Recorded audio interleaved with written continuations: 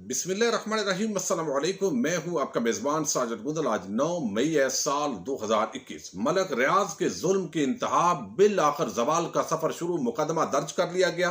Bairiya town के मामले पर क्या जज, जर्नैल, सियासतदान, ब्यूरोक्रेट, सहाफी सब मुत्तफिक हैं? किस बात पर? इस हवाले से आज तफसील से वीडियो में बात करेंगे।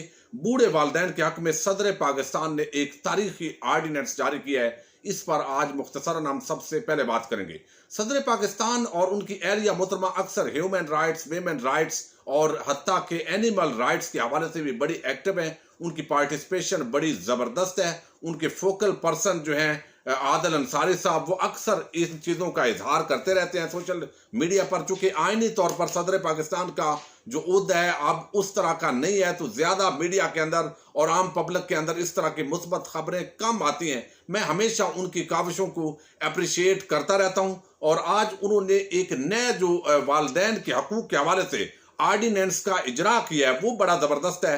ये आइन के आर्टिकल 89 के तहत तहफ़्फ़ुज़ वालदैन आर्डिनेंस 2021 का नाम दिया गया इसको, जिसके तहत वालदैन को घरों से निकालना अब काबिल सजा जुर्म होगा। हमने देखा है कि कुरान मजीद और हदीस मुबारका के अंदर बड़ी अहमियत दी गई है वालदैन को, लेकिन पाकिस्तान की एक इस्लामी सोसाइटी होने के बावजूद अब वालदैन की नाफरमानी के मुसलसल वाकयात के अंदर इजाफा हो रहा है। उनके घरों से निकाला जाता है। जब वो बूढ़े हो जाते हैं तो ओल्ड एज होम के अंदर उनको छोड़ने का रवाज बहुत ज्यादा बढ़ रहा है। और यहां पर भी देखा जा रहा है कि रोड्स के ऊपर इस तरह के बूढ़े वालदैन बेचारे बेयारों मददगार दिखाई देते हैं। तो ये एक बड़ा जबरदस्त इंसानी हमदर्दी का स्टेप भी है और मुसलमान होने की हैसियत से हमारा फर्ज भी है। तो सदर आलवी की तरफ से जारी करदा इस आर्डिनेंस का मकसद बच्चों की जानब से वालदैन को जबरदस्ती घरों से निकालने के खिलाफ तहफ़्फ़ुज़ फराहम करना है। इस नए कानून के तहत वालदैन की जानब से शिकायत मौसूल होने पर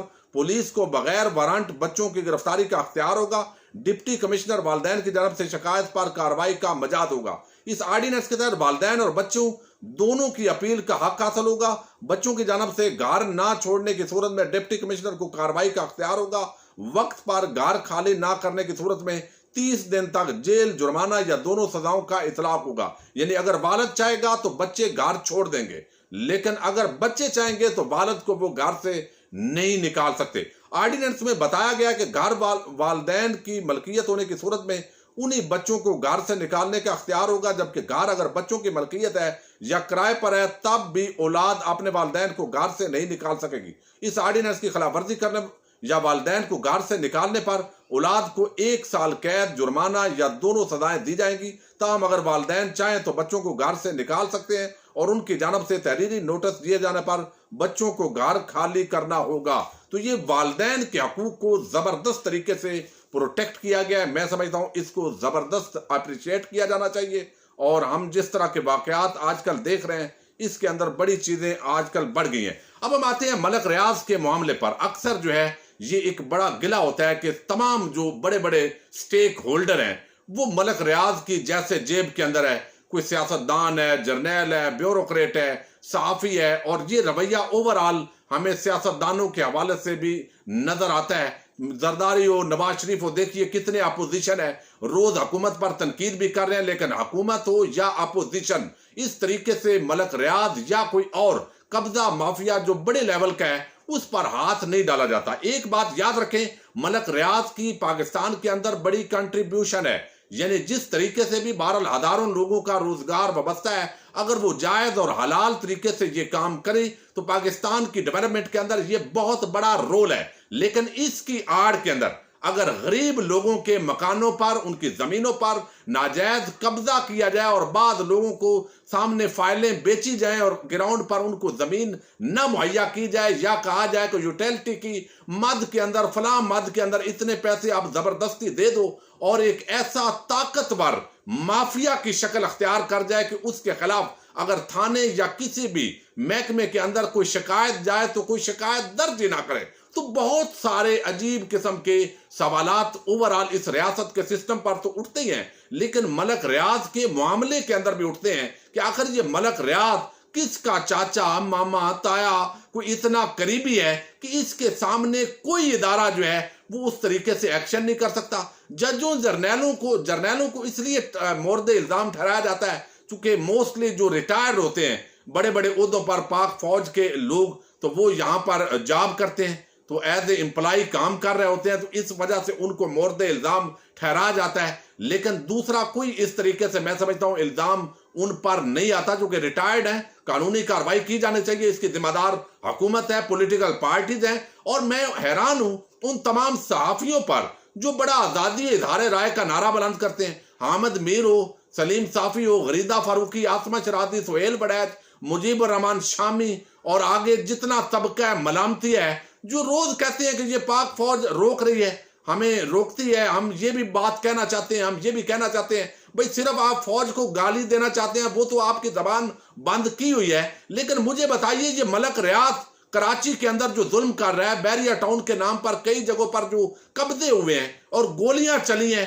इस पर आपकी जबानें क्यों बंद है? कोई बात नहीं, आपके जो टीवी मालकान है वो बिके होंगे, उनका कोई ताल्लुक वास्ता होगा, उनको इश्तिहारात मिलते हैं। अब मलक साहब ने अपना चैनल बंद कर दिया है, सारे इश्तिहारात उन टीवी चैनल्स को मिलेंगे, उनकी जबानें तो इसलिए बंद होंगी। आप टीवी पर बात नहीं कर सकते तो अपने यूट्यूब चैनल पर जरा जुर्रत का मुजाहरा करो। हामिद मीर, जरा जुर्रत का मुजाहरा करो। गरीदा फारूकी, आसमा शरादी, कालम भी रोज लिखती हो, जरा इस पर बात करो। लेकिन कोई इस पर बात नहीं कर रहा। अब वाकया क्या हुआ है, ये कराची का इलाका है, बैरिया टाउन के हवाले से आपको इल्म है 2009 के अंदर सुप्रीम कोर्ट ऑफ पाकिस्तान के अंदर एक केस में चला कि किस तरीके से आसिफ अली जरदारी की सिंध हुकूमत ने मिलकर पूरी जो है वो इलाके को कवर किया, कब्जे किए जमीनों पर, गवर्नमेंट की जमीन बैरिया टाउन को अलाट की, फिर वहां पर हाउसिंग सोसाइटी बनी और मजीद जो जमीनें हैं वो आगे और शामिल करते गए। और अब मामलात जो है वो गांव गोठ उसको बोलते हैं, वहां पर सिंधी के अंदर बहुत सारे जो गोठ है, वहां पर जो मकीन है उनका ये दावा है कि जबरदस्ती बैरिया टाउन कब्जा कर रहा है। अब इसके अंदर जो एक गोठ है नूर मोहम्मद गबोल गोठ, इसकी कुल आरादी 24 एकड़ है। पुराने क़याम पाकिस्तान से भी पहले के ये नजर मोहम्मद गबोल उनके नाम से एक गांव है, मौजूदा मुराद गबोल, जिसको अभी 2 दिन पहले जख्मी किया, बैरिया टाउन वालों ने गोली चलाई, जख्मी किया, उसका ये चचा था, उसके नाम पर ये गोठ है। गोठ मैंने कहा गांव को कहते हैं। तो वहां पर बैरिया टाउन कब्जा कर रहा है और ये लोग एहतजाज के लिए निकले हैं और कई और भी गांव जो है उनको शामिल करने की कराची के अंदर कोशिश की जा रही है।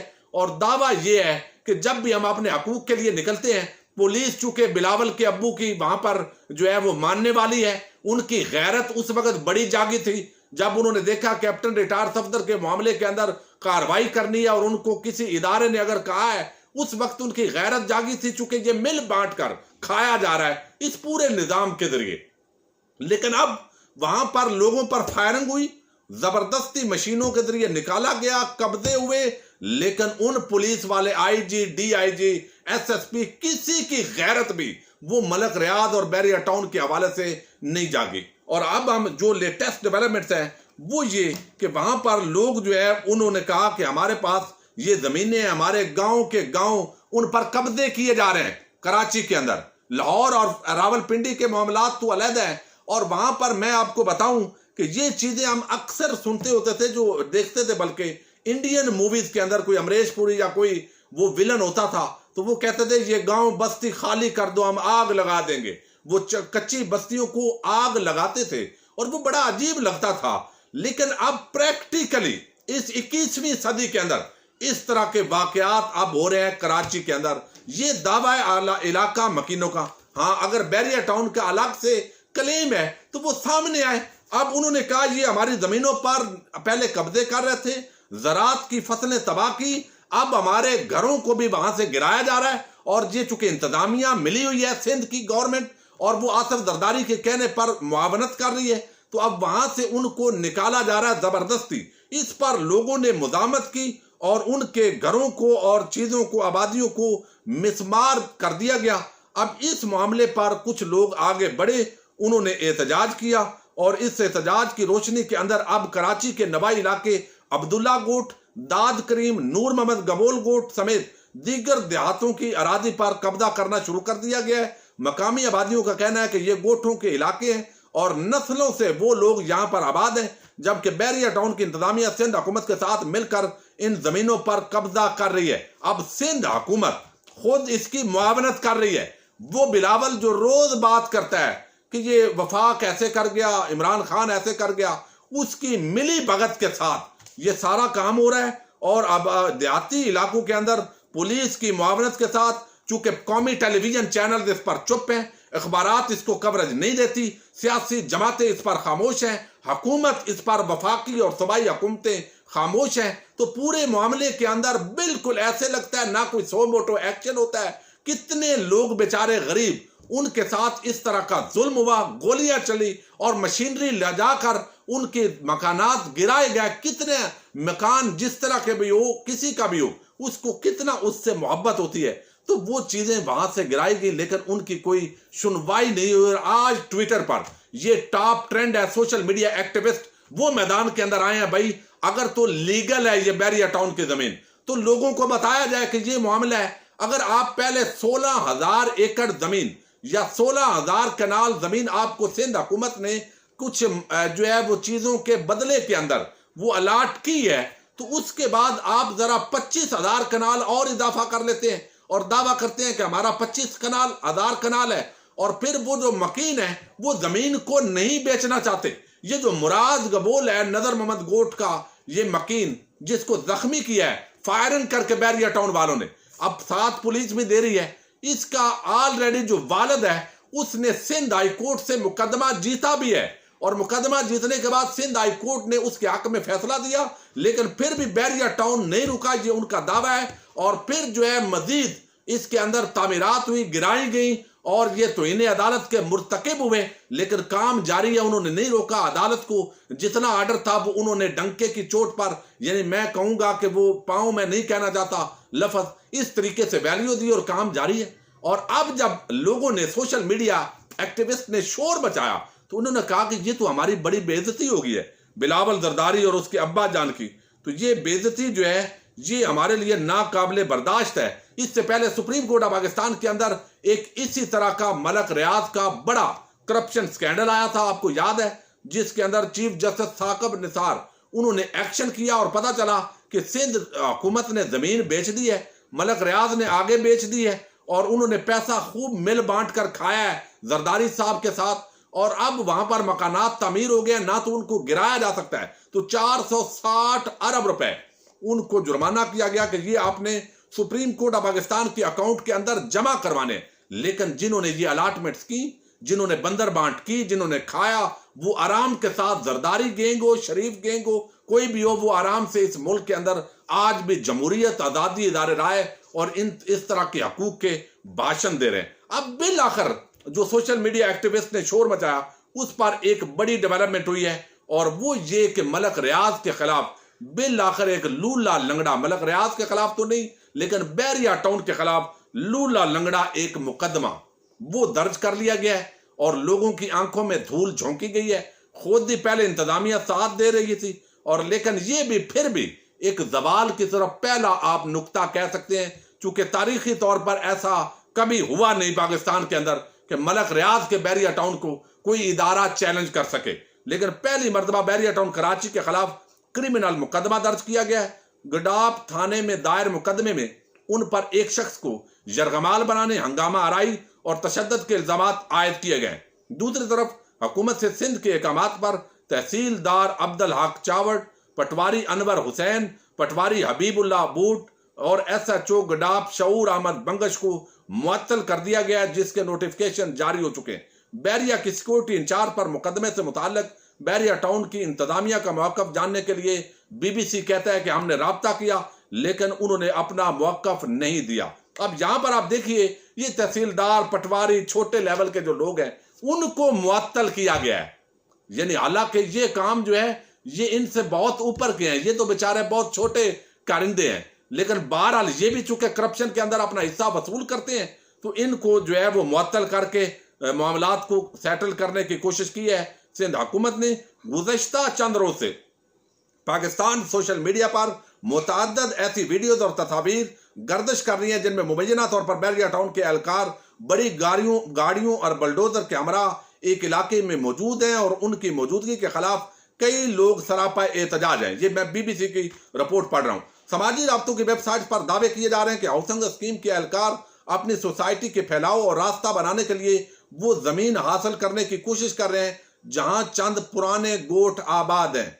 और बैरिया टाउन के खिलाफ मुकदमे के हवाले से कहा गया है कि बैरिया टाउन के खिलाफ मुकदमे में मुद्दई जान शेर खान ने मौक़िफ़ इख्तियार किया है कि 7 मई की दोपहर को उन्होंने देखा कि बैरिया टाउन के सिक्योरिटी एहलकार मोहम्मद आमर, जायद, आबद और दीगर अफराद गाजी गोठ की जमीन पर कब्जा कर रहे हैं। उन्होंने जब उनसे सवाल किया तो सिक्योरिटी इंचार्ज और दीगर एहलकारों ने मारपीट शुरू कर दी और उन्हें तशद्दुद का निशाना बनाते हुए मुख्तलिफ जगहों पर घुमाते रहे। मुद्दई के मुताबिक उन्होंने बैरिया टाउन के एहलकार सौराब गोठ थाने ले गए जहां पर उनके गांव के लोग मौजूद थे। वो कहते हैं कि बैरिया टाउन वालों ने उन्हें पुलिस के हवाले किया, लेकिन गांव वालों ने मुदाखलत पर उन्हें अब्बासी शहीद अस्पताल मुंतकिल किया चूंकि यह जख्मी था और जख्मी होकर भी इसको अगवा कर लिया था बैरिया टाउन वालों ने, लेकिन अगवा का मुकदमा दर्ज नहीं हुआ। तो इस वक्त ये पूरे मामलात हैं। मलक रियाज जो है उसको सिंध के अंदर सिंधी कहते हैं, कोई नहीं पहचानता था, लेकिन जब बिलावल हाउस लाहौर बना, बिलावल हाउस कराची बना, मलक रियाज की खिदमात ली गई ऐवान सदर के अंदर, उसके ताल्लुकात करीब हुए। चूंकि चौधरी बरादरान हूँ, शरीफ बरादरान हूँ, हुकूमती लोग हूँ, अपोजिशन के लोग हूँ, ऐसे लगता है। इसी तरह मैं बाकी इदारों के नाम नहीं लेना चाहता, यानी सहाफ़ी हूँ, बड़े बड़े आज़ादी इज़हार के जो अलंबरदार बनने की कोशिश करते हैं, ब्यूरोक्रेट हूँ, जज हूँ, जर्नैल हूँ, सियासतदान हूँ, सब मलक रियाज के सामने क्यों बेबस हैं? ये वो सवाल है जिसका जवाब आप भी तलाश करते रहिए और मैं भी जवाब तलाश कर रहा हूं। अपने मेजबान साजिद गुंजल को नेक्स्ट वीडियो तक के लिए इजाजत दीजिए। अल्लाह हाफिज।